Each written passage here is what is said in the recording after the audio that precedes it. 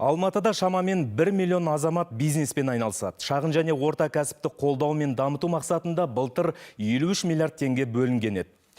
Ал биыл қала әкімінің тапсырмасымен оны тағы 18 миллиардқа арттыру көзделген. Бұл қосымша 2000 жаңа жобаны іске асыруға мүмкіндік береді. Шаһардың кәсіп иелеріне бұдан да басқа қандай қолдау көрсетіліп жатыр? Тақырыпты тілші тарқатсын.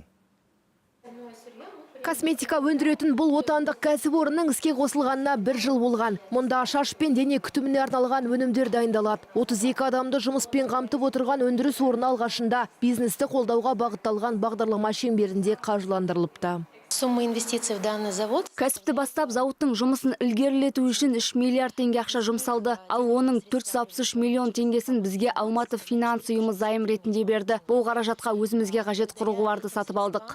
Алматы әлеуметтік кәсіпкерлік корпорациясы былтыр орта және шағын бизнес иелерінің 11,2 миллиард теңге болатын 132 жобасын қаржыландырған. Ал бұл қаражатқа кәсіпкерлер қажет жабдық пен шикізат сатып ала алады. Айналым қаражатын толықтырып, немесе бизнестің өзге де қажеттіліктерін жабады. Мұндай қарыздар бойынша жылдық мөлшерлеме 2 немесе 6%, ал кредит беру мерзімі 7 жыл дейді жауаптылар. Всего было профинансировано свыше 700 проектов. 2019 жылдан бері Алматы бизнес 2025 жобасының аясында 42,8 миллиард теңгеге 704 жоба қаржыландырылды. Соның нәтижесінде шағын өнеркәсіп парктерінде 5140 жаңа жұмыс орны құрылды. Одан бөлек біз әлеуметтік жобалар үшін ғимараттарды жеңілдетілген шарттармен жалға береміз. Біз ол үшін конкурс жариялаймыз. Оған өзінің әлеуметтік жобасын іске асырғысы келетін кез келген кәсіпкер үміткер бола алады.